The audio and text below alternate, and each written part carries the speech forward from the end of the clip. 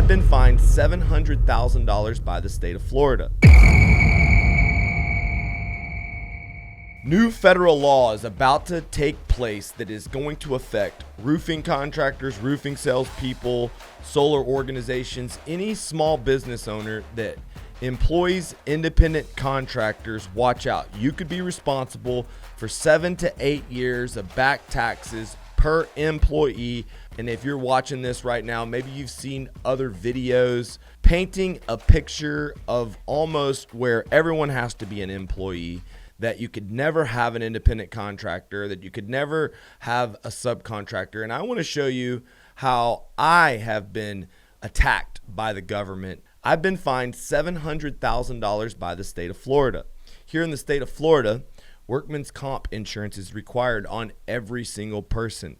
Every single person on the job must be e-verified. So that requires a whole different set of rules than it does anywhere else. There's also a government body that goes around and fines contractors that operates even off of whistleblowers. That's a rat, baby. I will never forget the first time it happened to me. I was in an area at Daytona Beach where I was new to the area. We were getting a ton of jobs, and we had a local contractor call on us because we were pulling so many permits.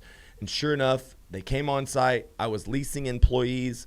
Not everyone on the job site was on the roster, and so immediately I was fined for not having workman's comp insurance. $200,000 was the first fine. And if you've ever been fined multiple six figures by the government, you might be afraid that it could put you out of business. I just want you to know one thing. There's a lot of different ways you can reduce that fine. There's a lot of different ways you can comply. As soon as that happened, I went and got an attorney. That attorney helped me set up things that I'm going to teach you inside this YouTube to protect you moving forward, because hiring independent contractors has its benefits. Let me tell you about why you want to use independent contractors and subs. First and foremost, private equity, Wall Street, they're all in on roofing companies. And you might think they want a roofing company with employees. Wrong. Private equity wants a roofing company that can scale up with demand, but when seasonal times like winter come along, being able to actually scale back on the overhead expense is actually a big plus.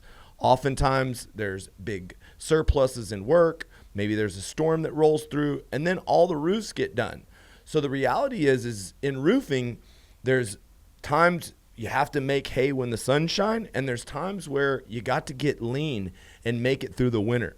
And I just want you to know that having subcontractors that do the work on demand, that work for other roofing contractors, that install good roofs that are done under a good job, it's a great way of doing business. And I was just talking with Adam Coffey, a guy with $2.5 billion in exits, and he's talking about roofing companies, some of them even more profitable than mine. My margin is not 30%. And this company that he's talking about has also, I thought the difference might be they had in-house crews. He said no, they still subcontract, they use independent contractors. So these new laws are literally attacking our competitive ass market. You know, paying for insurance on every employee, paying taxes on every employee, paying for employees down lean times, that could literally put you out of business.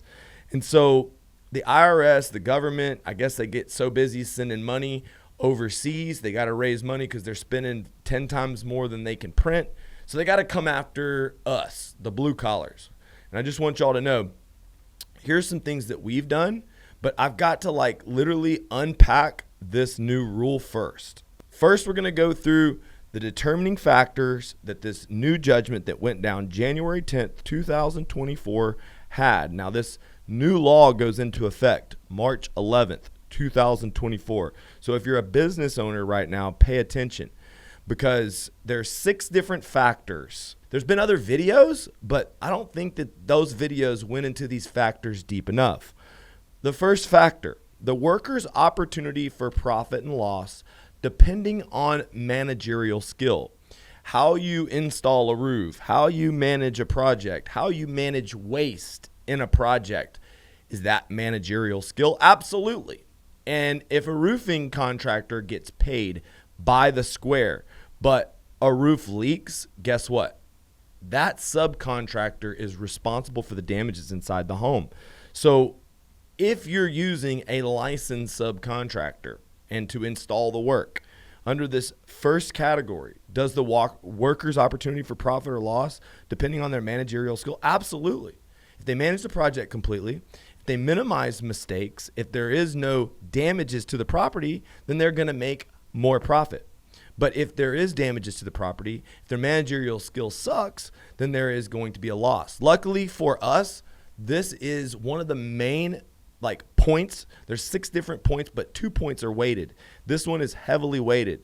And in terms of independent contractors, like being able to hire a sales rep, bring them on as commission, their job is to go out there and sell the project. If they don't sell a project, they don't get paid. So opportunity for loss would be that they would go out there, they would sell a project, and maybe they wouldn't get paid for it. Or maybe they would invest their time, their marketing energy on their business cards, on their shirts, and they would pay for these business cards and shirts, and potentially they wouldn't sell anything. See, that's an opportunity for loss.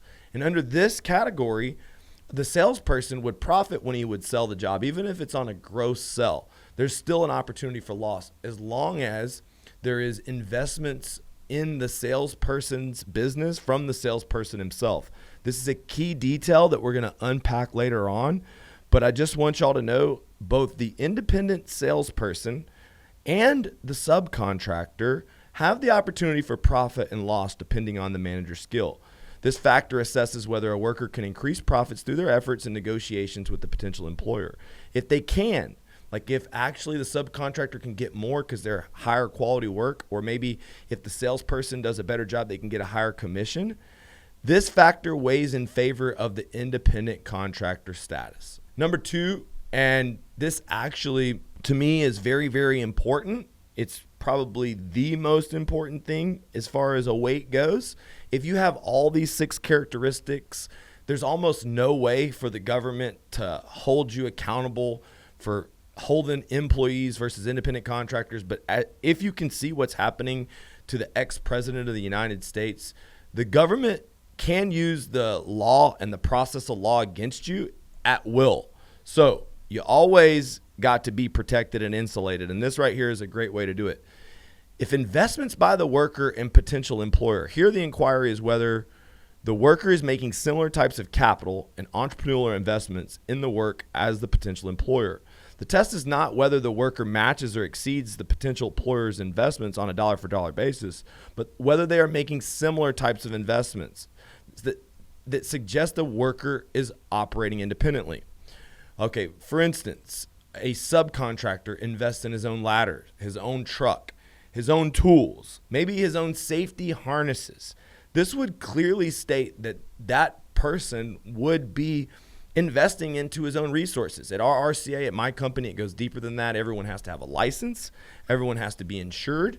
There is a plethora of good licensed insured roofers out there that don't know how to sell, that can plug into your business and be a duplicate for you under your SOPs and yet still deliver an independent contractor status back to the government based on these terms. The other thing that I really look at here is the independent salespeople. Now, it's very common for us to just give tools to the independent contractor. We give sales training. We give access to CRMs. We give access to roof measurements and all these different resources and tools that make the salesperson whole in roofing sales or solar sales. However, moving forward, there needs to be a clear barrier. The salespeople needs to invest into their own business cards. They need to buy their own shirts. The salespeople, based off of this, should pay for their own sales training. They should pay for their own sales tools. Like we have an app. It's an all-in-one app where you can track your doors. You can do an estimate. You can measure your roof. You can keep up with your builds. It's called Roofing Redline. You can also plug into my 7,000 network of roofing installers if you're in solar and you want to sell roofing. If you're a roofing sales team and you just want to sell, guys, this Roofing Redline is an answer because it would give you the opportunity to plug into my network. And if you're a business owner, it would give you kind of like a true barrier to entry for independent contractor versus employee because they would pay for their own software and tools. Another thing, of course, if they pay for their own ladder, they pay for their own gas, they pay for their own truck. These are similar investments. And so I just want you to know this would qualify you as an independent contractor. And I think it's ridiculous out here. You've got these YouTubers, you got these content creators, you got these influencers that are never employing people. They're creating content and reacting to something that's obviously very scary, and we do need to make these changes. However, it's not going to be the end of independent contractors. It's not going to be the end of subcontractors. As a matter of fact, here in Florida, I've got to build every roof with a legal citizen. The truth is, there's a legal way to do that, even if every single person on the roof is not a legal citizen. Now, I don't know about that. I check everybody's E-Verify card. I cannot tell you that I haven't gone through every bit of due diligence to prove that I've done my part, and I have literally insulated myself from responsibility. Number 3, the degree of permanence of the relationship. For this factor, the more permanent, continuous, or open-ended the relationship, the more likely the worker is an employee. That means that, if the person is only working for one company, they've been there for many years, they're required, to basically stay there for a long period of time. I think there's another part where it talks about if 90% of the income that you get to a subcontractor or to independent salesperson comes from one person. However, the DOL noted that a worker is more likely to be an independent contractor when the work relationship is definite in duration or non-exclusive, project-based or sporadic-based on the worker being in business for themselves, and marketing their services or labor to multiple entities. So a subcontractor markets his services to multiple entities. Check. A salesperson, while they may not market their services to other entities, as an independent contractor, it's clear they can work for other sales organizations. They could work for other roofing companies. And I think it may be clear that you put it in your agreements that you allow that. I've always been like that with people. Like, you're here to build a business within my business. I'm going to plug you in. If I don't give you a place to grow, I expect for you to go. And so I think it's just going to open up this world that we live in. Now, if you talk about this, whether you're working even if you're doing retail roofing, it's seasonal. It's better in the spring. It's better in the summer. So during the winter, work might not be so much. Of course, it's up to your marketing efforts. So, when you talk about the worker being in business for themselves and marketing their services, this sort of like, if the worker is marketing their services and they could use that marketing for other businesses, the degree of permanence can be argued that they're truly independent. And so that's why I would say for many different roofing contractors, independent salespeople still meet this requirement. Same thing with the crews. Number 4, the nature and degree of the potential's employer's control over the work. This factor assesses the potential employer's control over the worker, including actual and reserved control. Reserved control means control the potential employer could exert, even if it never does. The greater the degree of control, the more likely the worker is an employee. So this means if you require people to be at the office at a certain time, if you track them through technology, if you penalize them based off of specific things. I can think about my sales meetings. And what I say is that as an independent contractor, I can't make you come to the meeting. But as an employer, as a guy that is out here building a business, what I can do to my independent contractors is I can say, if you do not embody the core value of personal development and you do not show up to get better, then overall, we're going to give you a ranking. And if you're in the bottom 20%, you will not be allowed in our business. And this is just a different way to explain that the person does have independence, but you are actually focusing on the personal development as a value versus the specifics of going to a meeting. This kind of talks about, what you require from your sales reps. And so this is really important that this rule carves out actions taken by the potential employer for the sole purpose of complying with specific applicable federal, state, tribal, or local laws, noting such acts do not indicate control. However, this does extend compliance with the potential employer's own safety, quality control, or contractual customer service standards. So if I'm given customer service standards that they have to follow as far as compliance goes, this does not extend to that. An independent contractor can say, this is what you have to do for quality control. This is what you have to do for safety. This is what you have to do for customer service. And just because I'm saying that to an independent contractor doesn't mean that they're an employee. It clearly states it. So as long as they're not required to check in and check out at a certain time, tracked for hourly, even though they're independent contractors. This really does not say that independent salespeople are not independent. A roofer could go get a job from anywhere else, and a roofer is responsible for his own safety, quality control, and customer service standards by doing a good job. Then this also says that they can be an independent contractor too.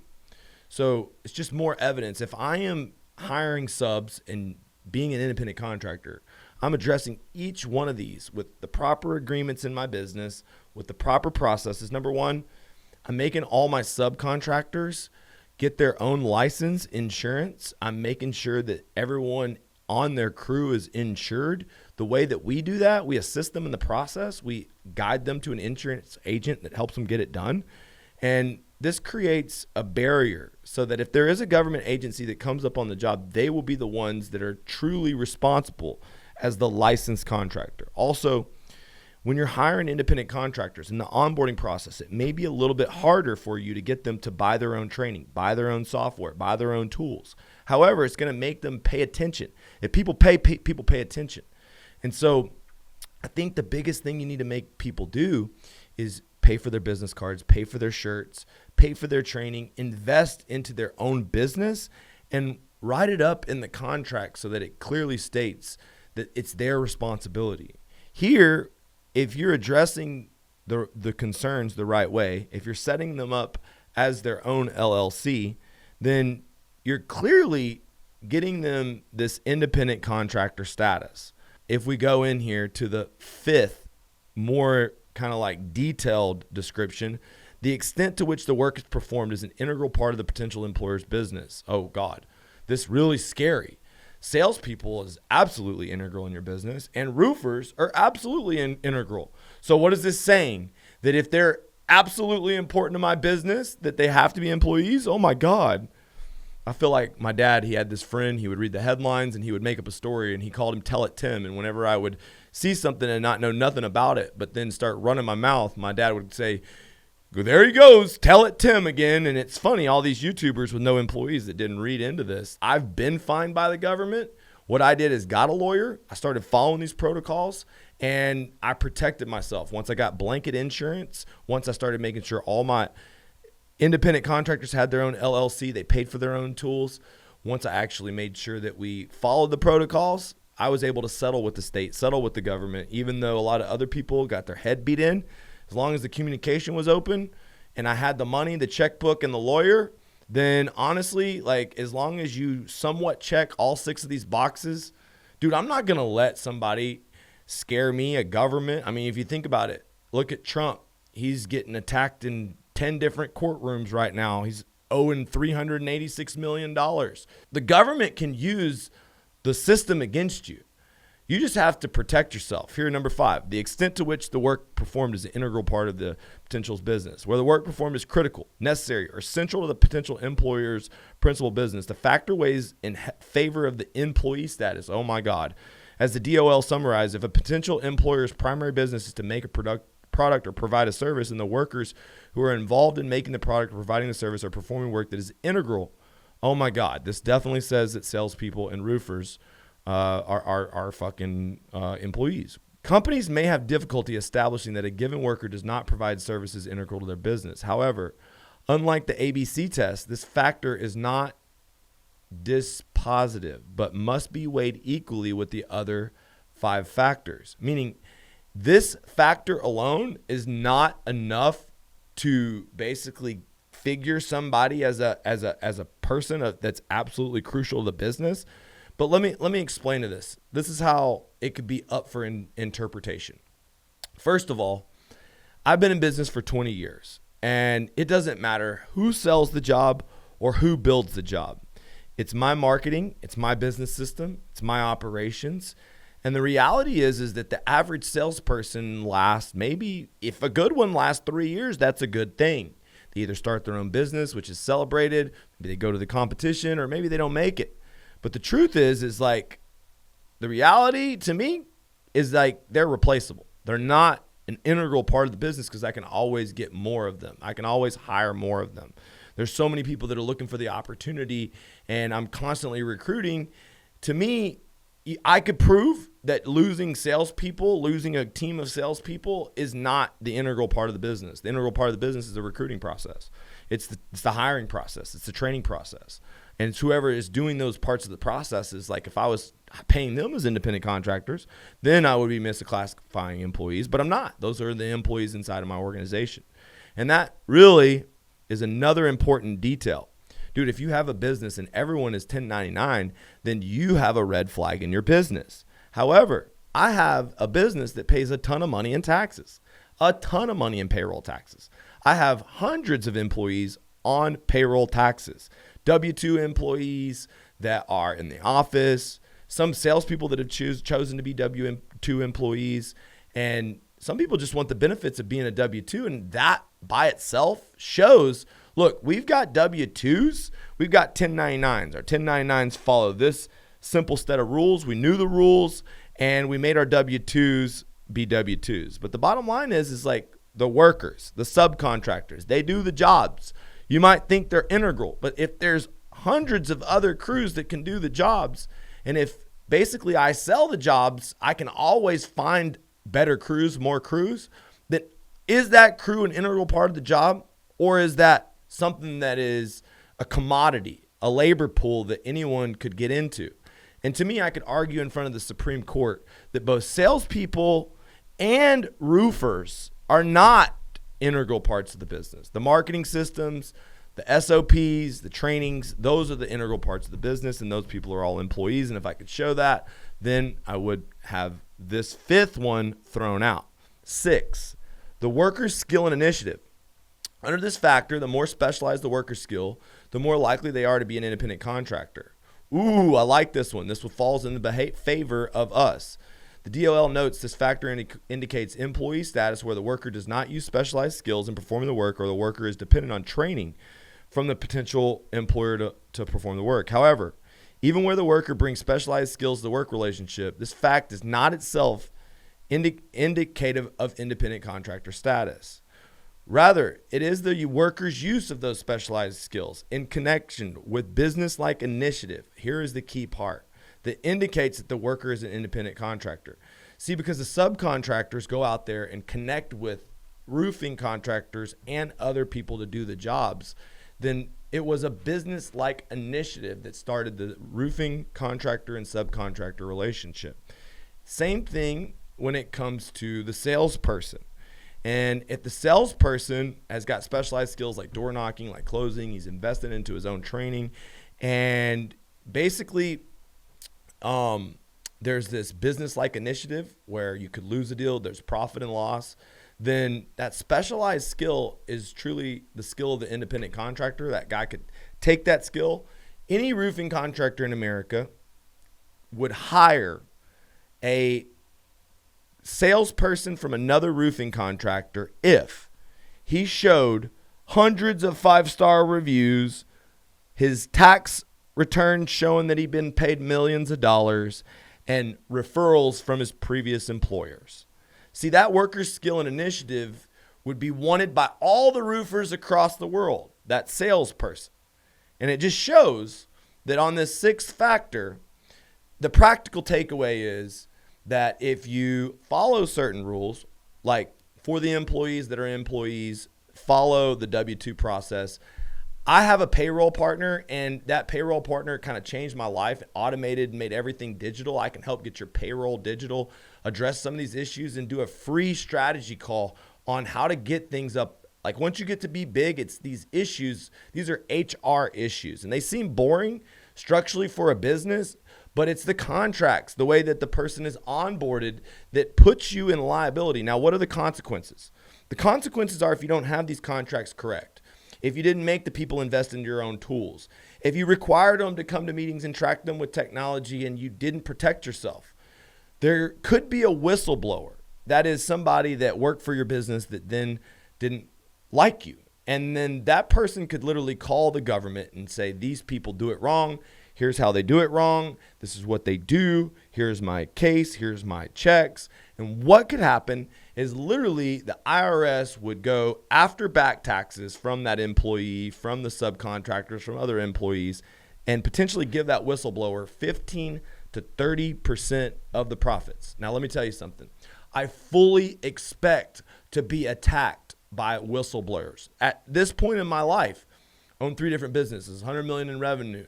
There's been absolutely there's no doubt in my mind that this will happen to me. But the truth is, you cannot fear the government attacking you. You have to have faith. You got to educate yourself on these rules. You got to have faith in doing the next right thing. You got to put a lawyer and an HR team and a consultant on your team so that you can protect yourself and insulate yourself from being liable. But the truth is like, even when it comes to how you set up your LLCs, where you put your money in real estate, how you set up trust funds, who's responsible at the end of the day, you can protect your money, your generational wealth money, regardless of what the government does. You know, the truth is like, when it comes to real estate, sometimes the government can come take it. But I can show you how to literally use real estate, use whole life insurance, use some of these different strategies that the wealthiest people across the country have used to avoid or shelter or not have to pay a lot of taxes. And as your business starts to grow and liabilities happen, you start to have less fear when you have layers of insulation. That's holding companies. That's companies that are insulated from your own personal liability, like your home. And if you're watching this right now and you want me to help you put the same checkpoints in your business that I have, look, I've been through getting fined $700,000 by the state of Florida. I've been shut down multiple times. I've paid tons of money to the attorneys. And I can tell you, you don't want to do things haphazardly. You want to get the right team in place right off the bat. This new law is really going to force me to get salespeople to invest into their own training, to pay for their real roofing training, to pay for their Skydiamond University, to pay for their roofing redline, and to sign their independent contractor agreement knowing that they're building a real business. And that's why, like, if you're watching this right now, you don't have to be concerned. All you have to do is click the link in the comments, schedule a call with me. We'll do a free strategy call. I'll teach you how you can be 1099 till the day you die. Blue collar American dream, baby. Get rich. Don't let the feds take shit. I'll help you. Click the link in the comments. Let's roll.